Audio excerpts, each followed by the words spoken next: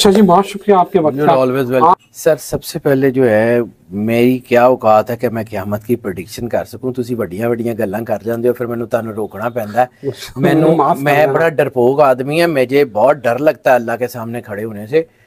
बंदियां नू तो मैं कदी नहीं यरकिया, अल्हम्दुलिल्लाह अल्लाह ने इतनी ताकत दी है कि मैं कर ही लेता हूँ कुछ ना कुछ। और अब आपका जो सवाल है, जिसका आपने जो जिक्र किया है सोने का पहाड़, तो भाईजान मेरा ईमान और दीन मुझे रसालत माब सरकार ख़त्मी मरतबत सरवर अंबिया के लफ्ज़ों पे इंटरप्रटेशन करने से रोकता है।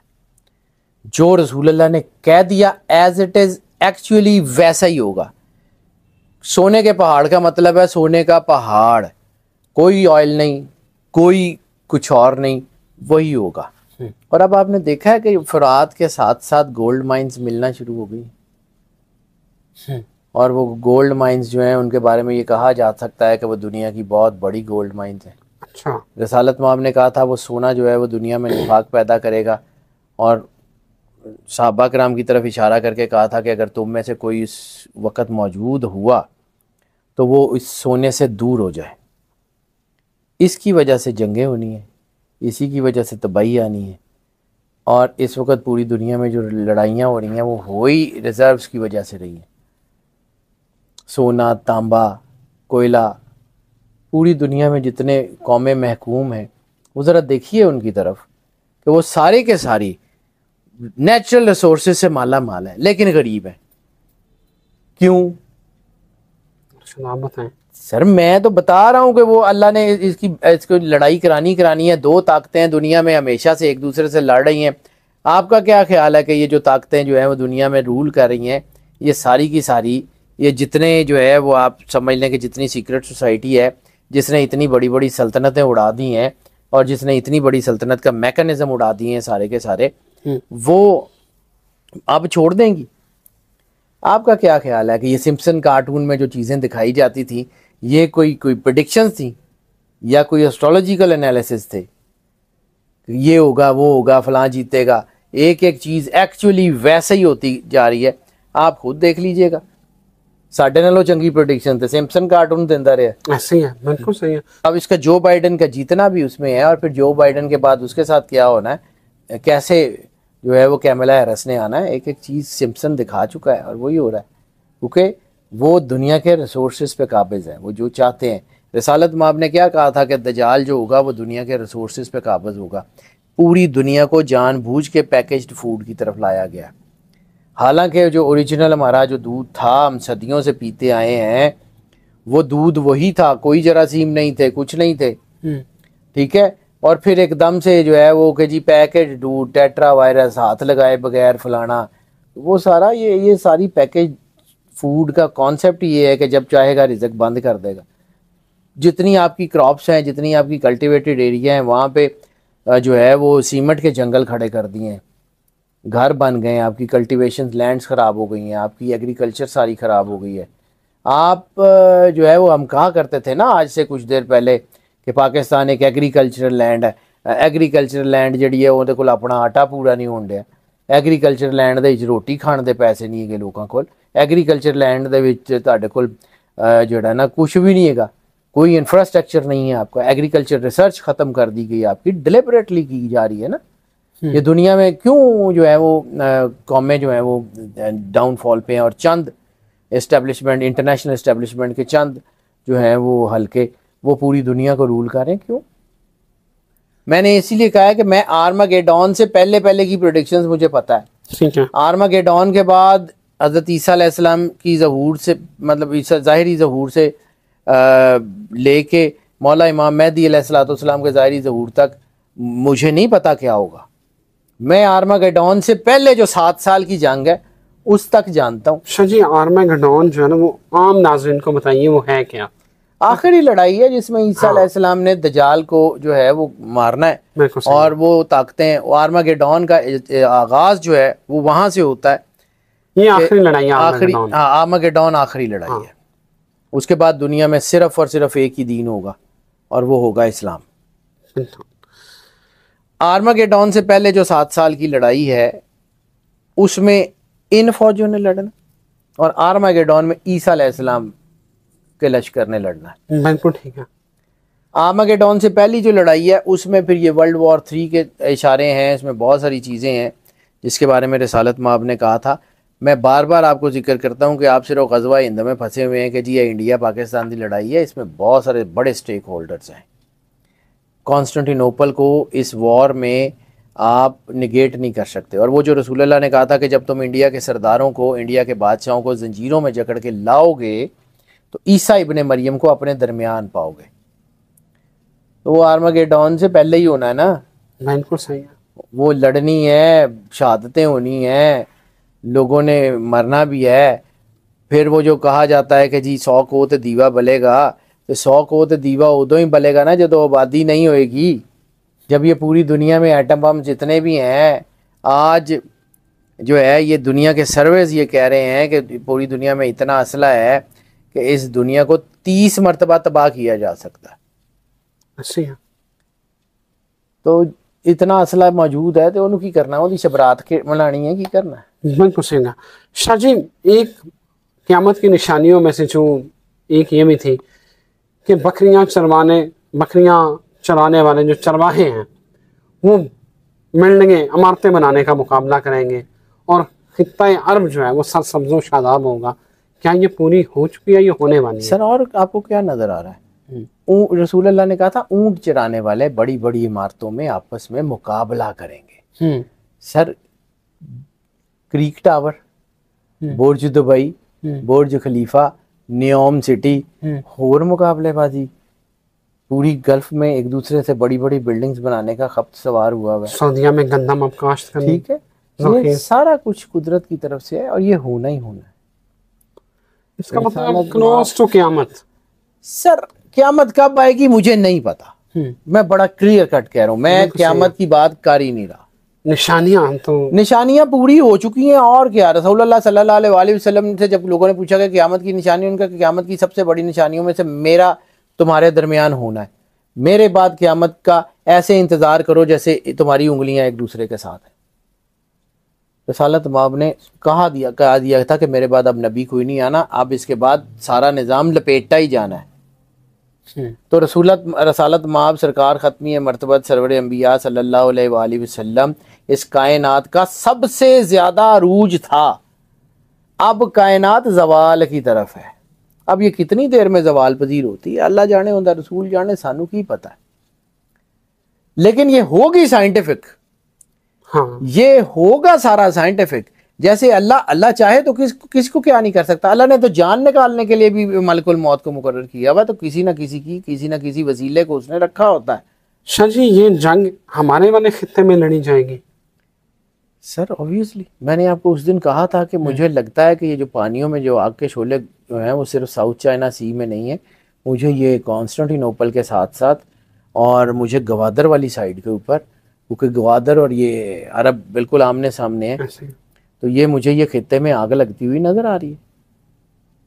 और मैंने आपको मेरी कैलकुलेशन आज भी मैं उसके ऊपर हूँ, मुझे पता नहीं है, अल्लाह करे मैं कोई कभी दावा नहीं किया, ना मेरी कोई औकात हैसियत है, लेकिन जितना कि मैंने पढ़ा है मुझे लगता है कि ये सारा कुछ 2027 से पहले 2027 से पहले हो जाना है, मुझे लगता है।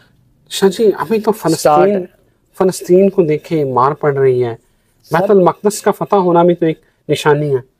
बैतुल मक़दस का फतह होना बिल्कुल एक निशानी है, लेकिन बात यह है कि बैतुल मक़दस का फतह होना ईसा अलैहिस्सलाम के ज़हूर की निशानी है। अच्छा, उससे पहले वाली जंग की निशानी नहीं है। हम ना असल में चीज़ों को ज़माने के हिसाब से नहीं देखते। सर बैतुल मक़दस जो है वो फतह तो हुआ ना सुल्तान सलाहुद्दीन अय्यूबी ने, बल्कि रसालत माब के दौर के बाद हज़रत उमर फ़ारूक रज़ियल्लाहु तआला अन्हु के दौर में बगैर एक कतरा खून बहाए वो फतह हो गया था यरूशलेम। बिल्कुल सही है। ठीक है, तो इसमें कौन सी ऐसी बड़ी बात है, हो गया, अब फिर इनके हाथ में आ गया। वो अल्लाह बार बार मौके देता है और ये बार बार अल्लाह से दूर जाते हैं। रसालत माब की एक हदीस है, मैं आई कैन विजुअलाइज दिस, कि मैं तुमको कमर से पकड़ पकड़ के आग से बचाता हूँ और तुम फिर आग में कूद जाते हो। अबू दाऊद की हदीस है, इब्ने माजा ने इसके ऊपर हाशिया लिखा है, बुखारी और मुस्लिम ने इसको, ये मुस्तनद और मुतवातर सनदों के साथ हदीस है कि मैं तुम्हें कमर से पकड़ पकड़ के आग से बचाता हूँ और तुम फिर आग में कूद जाते हो। सर यही तो हो रहा है, और की हो रहा है। जिस वजह से अल्लाह ने कौमें बर्बाद की, जिस वजह से, एक एक वजह की वजह से पूरी पूरी कौमें वाइप आउट कर दी गई। सारा कुछ तो ऐसी कर रहे हैं सिर्फ रसूलुल्लाह के एक जुमले की वजह से। कितने कितने रसालत माबदा शुक्रिया अदा करोगे, कहाँ कहाँ रहमतुल्लिल आलमीन की रहमत का शुक्रिया अदा करोगे। इतनी बद किरदारी के बावजूद मैं अपनी बात कर रहा हूँ कि अल्लाह ने फिर रखा हुआ है, इतना कुछ करने के बावजूद अल्लाह ने फिर रखा हुआ है। यही रसूलुल्लाह ने जो कहा था कि मुझे तुमसे इस बात का खौफ नहीं है कि मेरे बाद तुम शिर्क का शिकार हो जाओगे, मुझे तुमसे सिर्फ इस बात का खौफ है तुम्हारा किबला माल होगा। सर पैसे के लिए हमने सब कुछ तो कर दिया, और क्या किया? दीन नहीं बेचा हमने अपने दीन के टुकड़े नहीं किए। हमें पता होता है कि हकीकत क्या है। हम लोगों की इस्टेब्लिशमेंट के ऊपर हमने आपस में शिया सुन्नी का खेल खेल के लोगों को कत्ल नहीं किया। सही है। क्या दोनों तरफ के लोगों को पता नहीं था हकीकत क्या है? क्या तीसरी पार्टी को पता नहीं था कि हकीकत क्या है? ये शिया सुन्नी वाबी का खेल हमारा अपना था। इस इंडिया पाकिस्तान का, खास तौर पे हम इंडो पाक की सिर्फ बात कर लेते हैं, 1913 से पहले तो शिया सुन्नी फसाद नहीं था, हजारों साल से इकट्ठे रह रहे थे। 1913 में क्यों ये शुरू हुआ? आप इसमें कॉलोनियलिज्म का इंपैक्ट भूल सकते हैं। 1906 में मुस्लिम लीग बनती है। 1906 में मुस्लिम लीग बनी, मुसलमान इकट्ठे हो गए, वन यूनिट हो गए।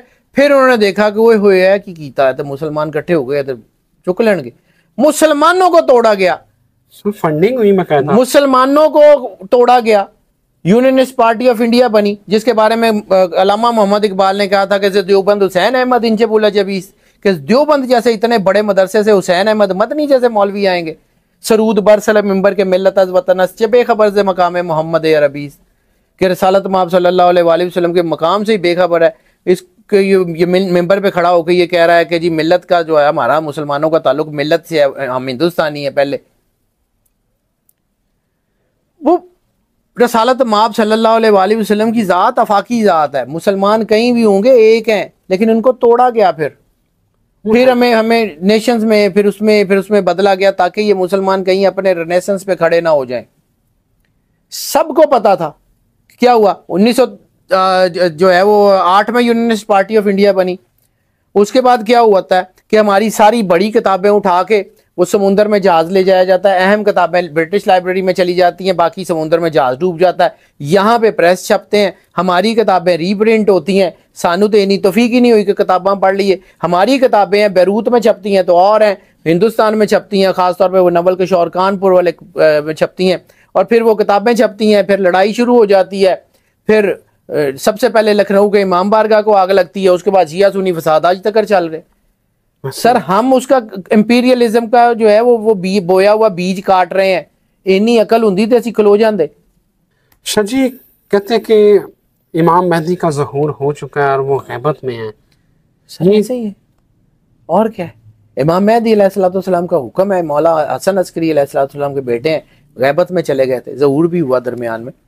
उसके बाद ये इस कॉन्सेप्ट को बदला गया कि जी वो पैदा होंगे, वो फलान होंगे, तो बहुत सारे लोगों ने इमाम मेहदी अलैहिस्सलाम का दावा कर दिया।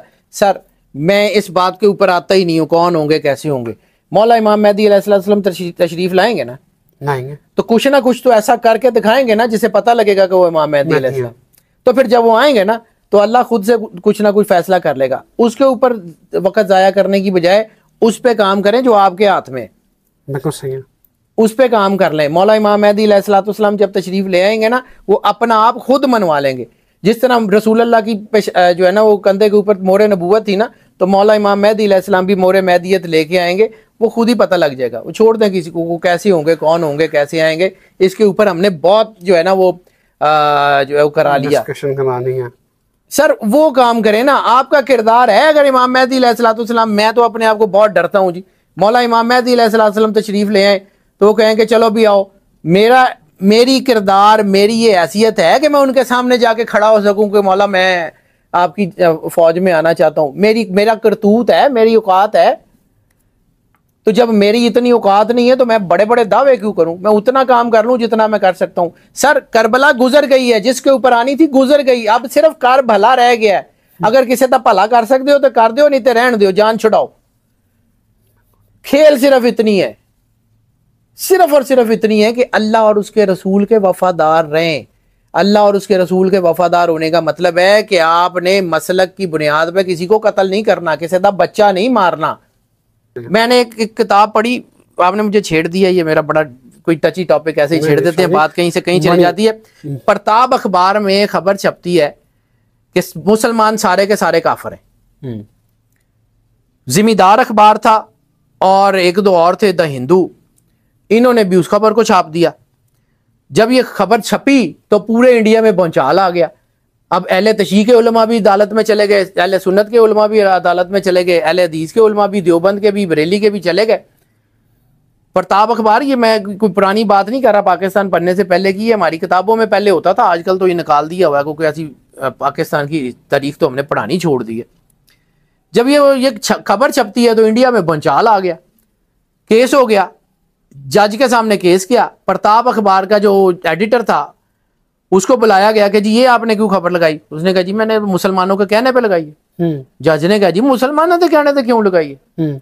उसने वो इतना पलंदा जो है वो बरेली वालों को निकाल दिया कि ये फलां काफर है, उसने देवबंदियों को निकाल दिया ये काफर है, हदीस तो अहले हदीस का निकाल दिया कि ये काफर है। उन्होंने कहा जी सारे एक दूसरे को काफर कहते हैं, मैं तो इन्हीं की बात मान के खबर लगाई है कि मुझे लगता है कि सारे के सारे काफर हैं। ये केस हारे थे, ए कोई नहीं दसदा तानू।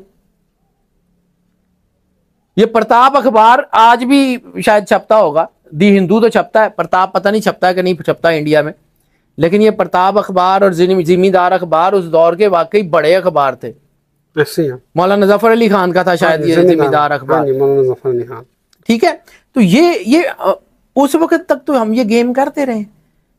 फिर हम कायदे आजम को काफिर आजम नहीं कहते थे, हमने ये नहीं कहा कि पाकिस्तान बनाने के गुनाह में हम शामिल नहीं थे। बिल्कुल। आज जैसी पाकिस्तान के स्टेक होल्डर हैं तो फिर ऐसे ही छितर पै रहे ने, ठीक पै रहे ने।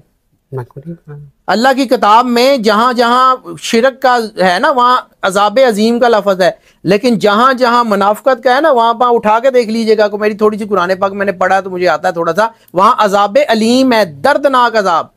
अल्लाह की किताब में काफिर फिर ठीक है, मुनाफिक नहीं अपना बख्शिया जाना। कैसे जवाब देंगे रसूल अल्लाह को?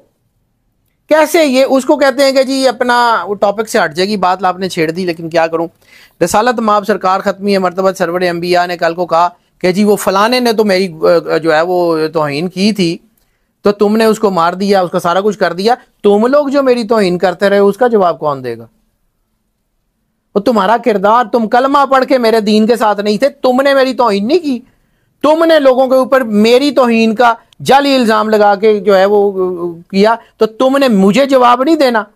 क्या अल्लाह और उसके रसूल के सामने हमने मार के पेश नहीं होना? हमारा किरदार क्या है? फिर एंजी जंगा होनी है। यही कहा था रसूल अल्लाह के आखिरी वक्त में फितने तुम्हारे घरों में ऐसे दाखिल होंगे जैसे बारिश के कतरे। सर नमरूद दे कौम ते केड़ा अजाब आया सी? टिड्डी दल दा साडियां फसलां नूं नहीं पैंदियां, सुप्रीमा कर रहे ठीक है। फिरौन के ऊपर कौन सा अजाब था? ये जुओं का और ये मेंढकों का और बारिशों का, और जो घर बह जाते थे। सर साढ़े तो ताड़े आ रहे हैं, और इससे ज्यादा क्या निशानियां दिखाएं? फिर आखिरी वही है कि जिस दिन सूरज जो है वो सवा नेजे पे आ जाएगा, सबको पता लग जाएगा क्या हुआ ना। एक पुकार है जो इनको आ पकड़ेगी, वो पुकार वही है वो जो ओजन लोअर भ्रम करके फटेगी और सब कुछ खत्म हो जाएगा, कुछ भी नहीं बचेगा।